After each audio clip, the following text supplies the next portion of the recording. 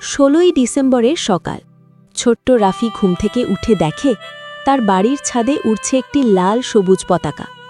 সে অবাক হয়ে মায়ের দিকে তাকিয়ে জিজ্ঞেস করল, মা, আজ পতাকা এত সুন্দর কেন? এই লালটা কি ভালোবাসা? মা মিষ্টি হাসি দিয়ে বললেন, আজ আমাদের বিজয় দিবস, আজ আমরা স্বাধীন হয়েছিলাম। রাফি খুব কৌতূহলী হয়ে দাদুর কাছে গেল। দাদু তাকে কোলে তুলে নিয়ে আদর করে বললেন, অনেক বছর আগে এদেশের মানুষ সাহস করে লড়াই করেছিল, যাতে তোমরা হাসতে পারো, পড়তে পারো আর স্বাধীনভাবে কথা বলতে পারো। রাফি পতাকার লাল রঙের দিকে তাকিয়ে বলল, এই লালটা কি ভালোবাসা? দাদু মৃদু হেসে বললেন, এই লাল হলো সাহস আর ত্যাগের রং, আর সবুজ মানে আমাদের সুন্দর দেশ। রাফি গর্ব করে বলল, আমি বড় হয়ে বাংলাদেশকে অনেক ভালোবাসব। দাদু হাসলেন।